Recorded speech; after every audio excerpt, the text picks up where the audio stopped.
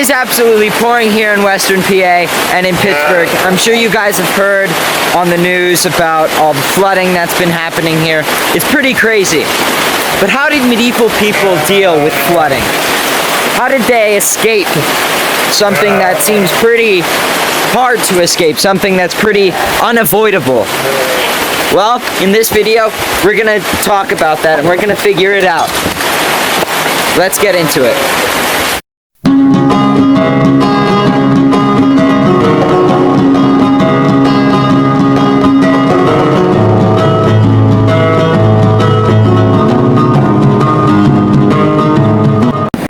Greetings, adventurers. Today we've got an interesting video. So we're going to talk about what medieval people did when flooding happened. So as mentioned in the intro of this video, Pittsburgh and Western PA in general is flooded. There are bad things happening. So here are some pictures of just my local area. My driveway is destroyed. The roads around here are terrible, and you know, Pittsburgh is absolutely flooded. It's been more and more water came. It's been a tough spring for us Pennsylvanians. So we're pretty much going to start from the bottom up, let's say. So what I mean by the very bottom, I mean like in an ordinary situation, let's say in England, yeah, what peasants would do. Well, I think, and what my research has found, would be pretty much what they would do when a siege happened too.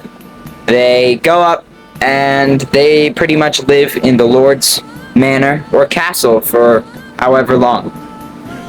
This is a pretty simple answer, and yeah, I don't think we really need to talk about that much more or explore it very much more. It's kind of just what was done to protect specific areas like abbeys or cities.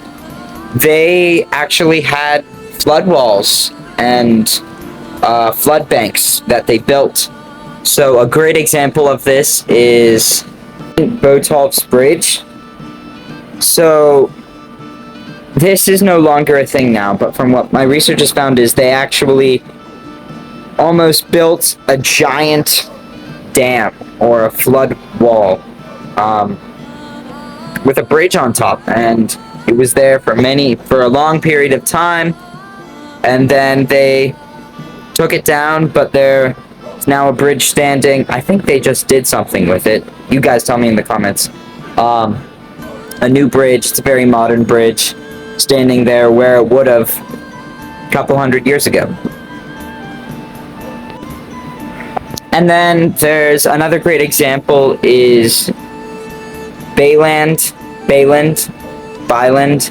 Abbey. So it's very, very famous ruin in Europe, and pretty much what they did to protect it from floods was they built these, or kind of dumped these giant banks to protect from floods wherever the flood would be coming. And specifically in the Bayland, I'm going to go with Bayland situation.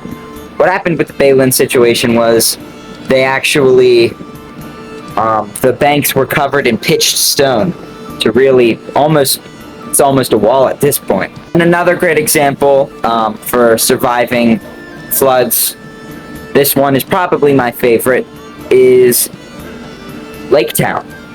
What I mean by Lake Town is pile dwellings. So pile dwellings are essentially towns or houses built on stilts. They're stilt houses or stilt villages built in marshes or on banks of rivers or in lowlands, so that when water comes, you're protected from it. We know Tolkien was inspired by these, specifically, I think the ones in Switzerland. We know that these were super useful, super helpful. Yeah. And third and finally, I think, is a pretty easy one. Bridges. What I mean by that is the old London Bridge, not the one that was torn down by the Vikings, as mentioned in the song. London Bridge is falling down, you know? It was kind of a big deal. Anyway, the other London Bridge, you know, the one with all the houses on it, picture here. So people built their houses on it just so that, well, A, there isn't very much room in a city that's been around since before the Romans came. And B, it just keeps you safe from the water. It's pretty easy. It's a pretty quick, simple video. We're just gonna go over them real quickly. You have walls and banks and, you know, other irrigation systems to kind of control the water or keep it from going in a specific spot. You have pile dwellings and stilt houses. Finally, you have a bridge. So that was a quick, easy video for you guys. Thank you so much for watching. Please like, share, comment, subscribe. All of that YouTube stuff, please. It really helps me out. And until next time, farewell.